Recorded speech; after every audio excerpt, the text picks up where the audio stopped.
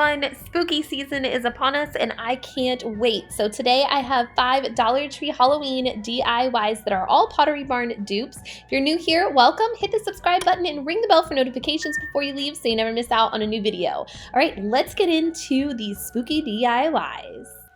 For this first DIY, I went to Pottery Barn's website and I found Gus the Ghost. And while Gus the Ghost is super cute, I couldn't afford $79.50 for a pillow. So I picked up 2 of these microfiber super soft cloths from Dollar Tree.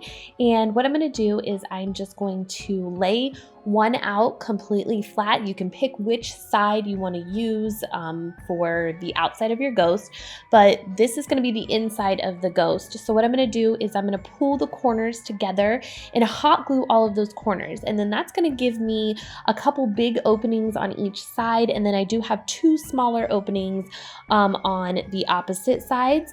So I'm going to go ahead and hot glue the one bigger side down, and then I'm going to take that corner and glue it up to the other corners, and then I'm going to glue those smaller corners inside there that are tucked in and just kind of glue those and just make everything into a little ball. And then I'm going to fill this whole thing with some old pillow stuffing that I have lying around. I'm just going to fill it full, and then I'm going to glue that side together and then take that corner and glue it up to the middle. So then I have sort of an oval shaped pillow. So then what I did was I just took that pillow and I set it upright, and then I'm going to take the other microfiber cloth and I'm going to just drape that over the pillow.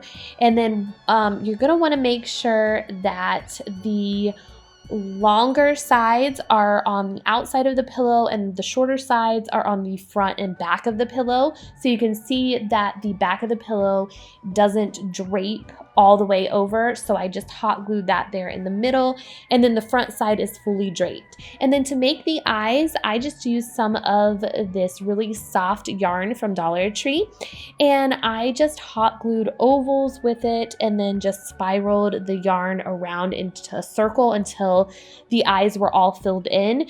You could use felt, but I couldn't find any black felt at my Dollar Tree, and I don't like to make a whole bunch of trips when I am crafting, so I didn't want to make an extra trip to Joann's just to get some felt. So I thought this yarn would work perfect, and I think it does. It gives the right texture and the right feel for this Gus the Ghost. I love how it turned out. It's super cute. And I didn't have to spend $79.50 on it. I only spent about $4, so even better.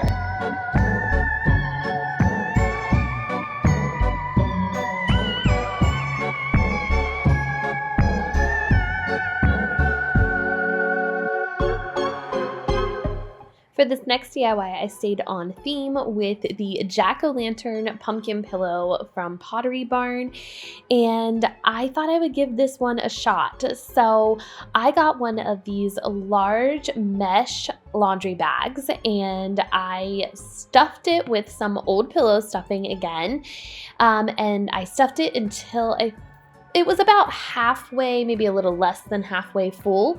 And then once it was all stuffed to my liking, I just pulled all in the sides as tight as I could. And then I tied the top in a knot. And then I cut the excess at the top, so that would be my stem for later. Then to cover this, I found this color of yarn at Dollar Tree, and I thought it was perfect. It's burnt orange. However, I started wrapping the pumpkin around with the yarn this way, and it was taking forever, and it just wasn't giving me the vibe that I wanted. So instead, I switched to this method and just started wrapping the pumpkin this way. So I didn't have any rhyme or reason to this. I just wrapped the yarn around the pumpkin and just kept going. And I ended up using 4 skeins of yarn to cover this whole pumpkin. So I just did this until The whole pumpkin was covered, and whenever I needed to start over a new skein, I just attached that to the bottom of the pumpkin with a little bit of hot glue and then continued to wrap all the way until the pumpkin looked like this. And I think it turned out really well, and it covered everything. And if there was some pieces of the white mesh sticking out, you can just kind of push it in and move the yarn over to cover it up and maybe add a little dab of hot glue if needed. Next, I used that same black yarn to make my jack-o'-lantern face, and I just used a little bit of hot glue and made 2 triangles and then a little triangle nose, and the mouth was the hardest. I filled in the triangles the same way as I did the ovals on Gus the Ghost. I just spiraled them around, and then when it came to the mouth, I outlined it, and that was like super easy to do, but filling it in was a little bit more difficult. I kind of had to go up and down instead of like all the way around the mouth. But this yarn was really forgiving, and if there was some hot glue showing, all I had to do was take another piece of yarn and go over top of that. And you can see my cat walking through here because she thought I was playing with her with the yarn, and she kept getting up there and trying to get the yarn as I was trying to wind it around and fill in that mouth. But once I got it going, it was easy, and I filled it all in, and then I kind of edged around the mouth again just to make sure that you couldn't see any of that hot glue. Lastly, I just needed to add the twine to my pumpkin, so I flipped it over and I added a piece of twine to the bottom and hot glued it to start off, and then I wrapped the twine up and around the stem, and then I came back down in between the eyes, and then I just kind of did that all the way around the pumpkin, wrapping it around the stem to make each rib of the pumpkin, and then I hot glued the excess twine at the bottom, and then I just needed to wrap my stem with twine, so that's what I did. I just started at the base of the stem and then just kept wrapping up that mesh until I got to the top and hot glued it down, and that was it. I love how this jack-o'-lantern turned out. He's a little bit smaller than the original, but for less than $10, you can't beat that.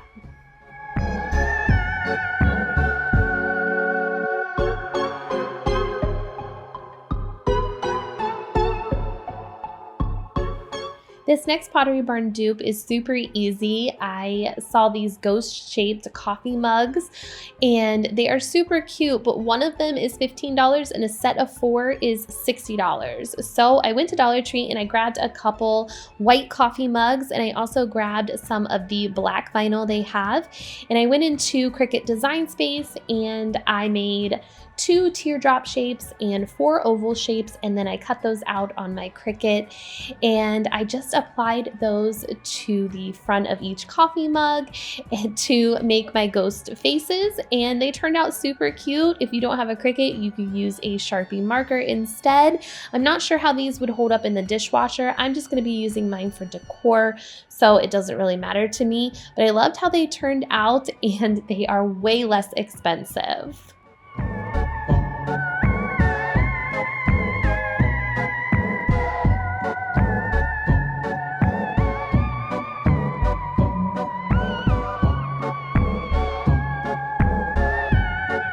For this dupe, I found the Halloween spider cloche for $79 on Pottery Barn's website, and I knew I could make it for a lot less from Dollar Tree materials, so I picked up one of these plastic cloches from Dollar Tree, and I already had this little spider in my Halloween stash, but Dollar Tree sells spiders like this, so if you didn't have one, you could pick one up at Dollar Tree. And then I used some black and white twine, and I just hot glued it around the body and wrapped it around the body of the spider, and then I left a little bit of the string hanging down from the spider, and I used that to hot glue to the inside of the top of the cloche, so that way it looked like the spider was hanging inside the cloche. And then I used a little wooden bead that I already had, and I painted it with some black chalk paint, and I also painted the base of the cloche as well with some black chalk paint just to take away the shininess. And then I just added a battery operated tea light from Dollar Tree to this, and I think it turned out perfect and a lot less expensive.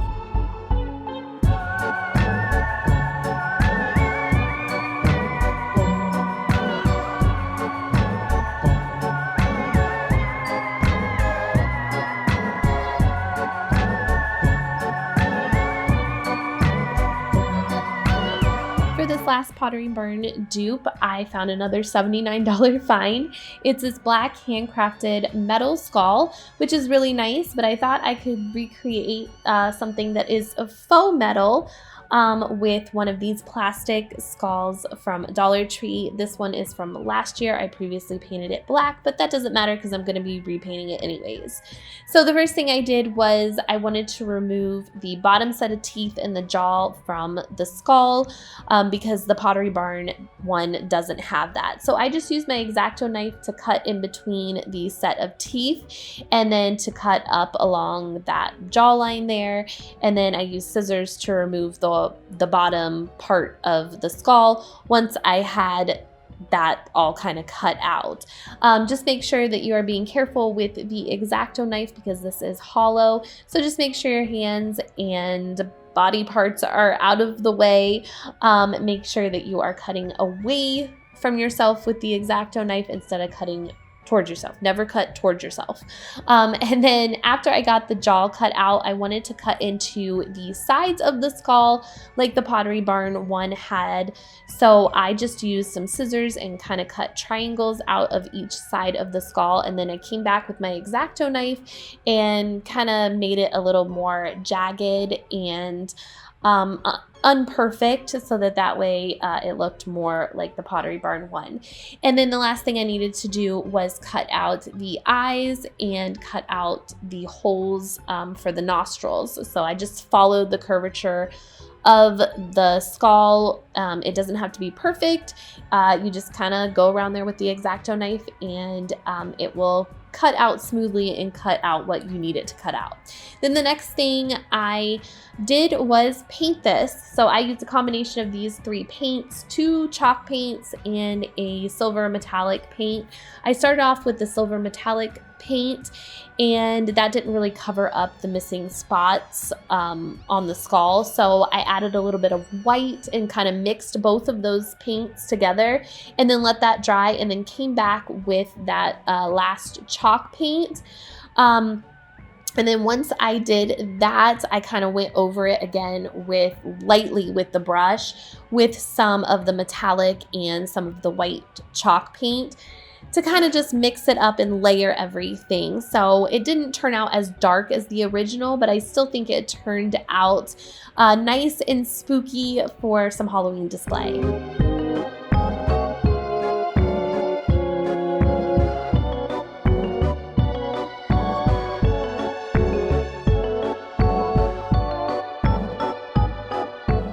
Thank you all for watching today. I hope you enjoyed all of these Halloween Pottery Barn dupes today. Make sure to give this video a thumbs up and I will see you guys in the next one. Take care. Bye-bye.